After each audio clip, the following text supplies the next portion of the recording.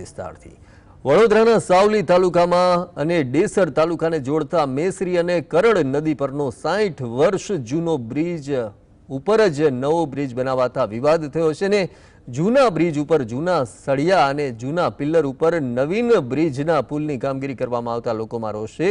તેમણે નવા પુલની માંગ કરી છે। જર્જરિત બ્રિજ પર નવા બ્રિજની કામગીરીથી રોષ।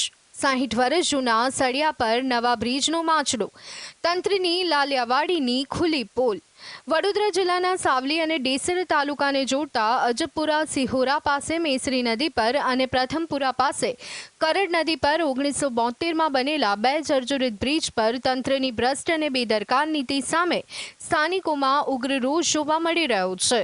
2022માં નવા બ્રિજ બનાવવાની સમયમર્યાદા પૂર્ણ થઈ હોવા છતાં 389 કરોડના ખર્ચે 4 લેન રોડ પ્રોજેક્ટ અંતર્ગત જૂના બ્રિજને જ સ્લેબ મારી નવો ખપાવવાનો કમનસીબ પ્રયાસ થઈ રહ્યો છે। ડેસર તાલુકાના અજબપુરા સિહોરાને જોડતો મેસરી નદી પરનો બ્રિજ ઘણા સમયથી જર્જરિત હાલતમાં હતો। નવો બ્રિજ મંજૂર કરી બનાવાયો હોવા છતાં સાવલી ઉદરપુર 39 કિલોમીટરના માર્ગ માટે મંજૂર થયેલા 389 કરોડના માતબર ખર્ચમાંથી 6 કરોડ રૂપિયા જૂના ખળભળી ગયેલા બ્રિજની મરામત માટે ફાળવવામાં આવ્યા। પરંતુ વાસ્તવિકતા એ છે કે 60 વર્ષ જૂના સડી ગયેલા સળિયા સ્લેબ અને પિલરો માત્ર લીપાપોતી કરી કામ આટોપી લેવાની તૈયારી ચાલી રહી છે। ત્યારે સવાલ એ છે કે આ ખુલ્લો ભ્રષ્ટાચાર નથી તો શું છે?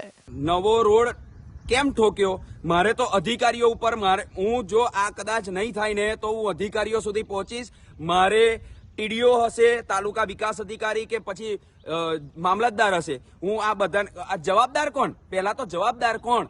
મારે મામલતદારને કેવું, મારે ટીડીઓને કેવું, મારે કોને કેવું, મારે ધારાસભ્યને કેવું, મારે જિલ્લા મુખ્યમંત્રી સુધી પત્ર કોને લખવો? કાયદેસર મારે આ જગ્યાએ નવો બ્રિજ જોઈએ છે અને આ જો આ બ્રિજ છે આ નવો બનાવ્યો તે છતાં એવી કામ તો તમે એવા કોન્ટ્રાક્ટરોને કામ આપો છો શું કામ? કે પછી આ તમે એવા કોન્ટ્રાક્ટરોને આપો છો કે જે આ બનાવો એની અંદર ખાડા પડી જાય, વર્ષની અંદર ખાડા પડી જાય, વર્ષની અંદર આ સરિયા બહાર આવી જાય। દાદા, ગંભીર જેવી દુર્ઘટના બને તો જવાબદાર કોણ?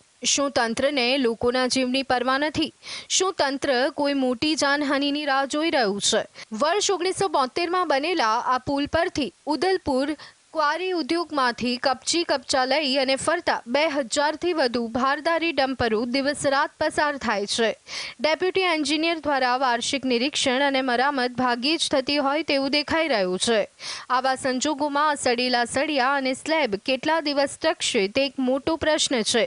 સ્થાનિકો રોષપૂર્વક જણાવી રહ્યા છે કે જૂના સડી ગયેલા સળિયા પર ગમે તેટલું રંગરોગાન કરાય તો પણ તે જૂનું જ રહેવાનું છે। जो नवा ब्रिज में जो आज टूटी के हड़िया निकली जा तो आ 60 वर्ष पहलो बनेलो ब्रिज है तो ये टकसे खरो। તમારી શું માંગ છે અમારામાં? આની પર નહીં બનવો, નવો બનાવવો જોઈએ। નવો બનાવવો જોઈએ તો આ લોકો આ રાહ જોઈ રહ્યા છે ભાઈ આ જો ઉમેટાનો જે બનાવ બને એવી બનાવ બને એવી રાહ જોઈ રહ્યા છે। જો આવનારા દિવસોમાં બ્રિજના કારણે કોઈ મોટી દુર્ઘટના સર્જાશે અને વાહન ચાલકોનો ભોગ લેવાશે તો તેની સંપૂર્ણ જવાબદારી કોણ લેશે? તંત્ર અને સરકાર આ તમામ બાબતો પર આંખાડા કાન કરતી જોવા મળી રહી છે।